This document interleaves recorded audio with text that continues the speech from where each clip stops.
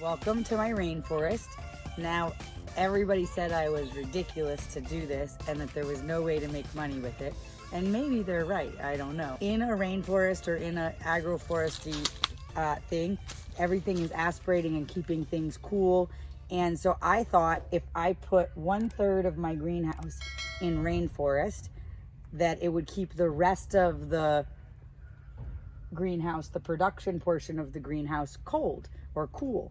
And so it is actually already working as far as that. It's like 10 degrees cooler in here than it is on the other side of the greenhouse or in the next hoop house that doesn't have any rainforest.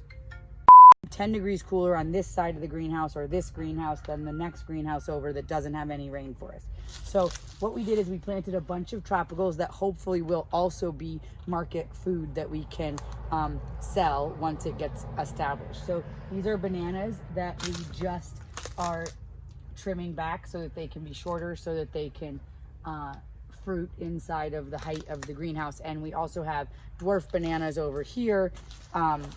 The dwarf bananas are probably what will continue to plant because they are doing better in their size with the height of the greenhouse.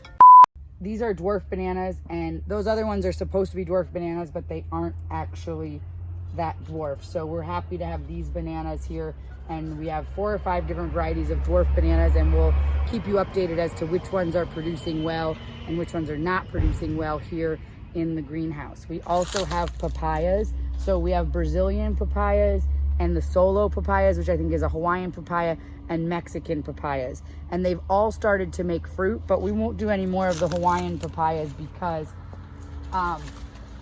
they're just starting to make fruit when they're very tall. So for example, here is a Hawaiian papaya that is not even making fruit yet. It's just the one next to it is just starting to flower, but you can see it's already much taller than I am, and it's going to reach the roof of the greenhouse before we're able to have it in full production. We may try an experiment to bend them down, but here's another. This is a Mexican, so it's shorter and it's already making flowers, but there's some really short Mexican papayas. Here's the production side of the greenhouse. This is tomatoes in production, and they're being kept cool by the tropical side of the greenhouse.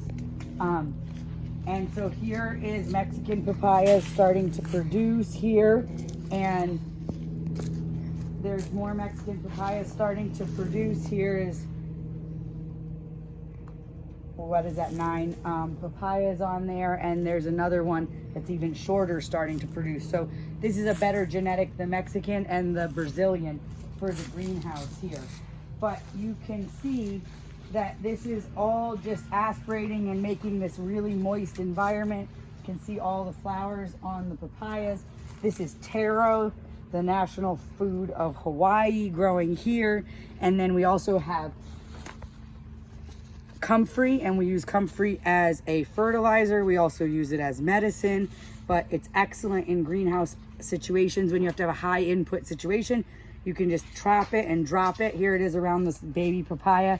They just chopped it down and left it as mulch, and it dries out, and then that feeds right back to the earth. You can also ferment it in water and make really, really good compost. It's like 40% nitrogen, so it's an excellent compost. And so here we have papayas, mangoes, taro, and bananas, and comfrey and ginger at the other end in our tropical forest. And this area hopefully will produce money, and it's keeping it much cooler in here through, we're in the middle of July or the end of July coming into August, and it's keeping this space cool and making it so the tomatoes are not burning in here.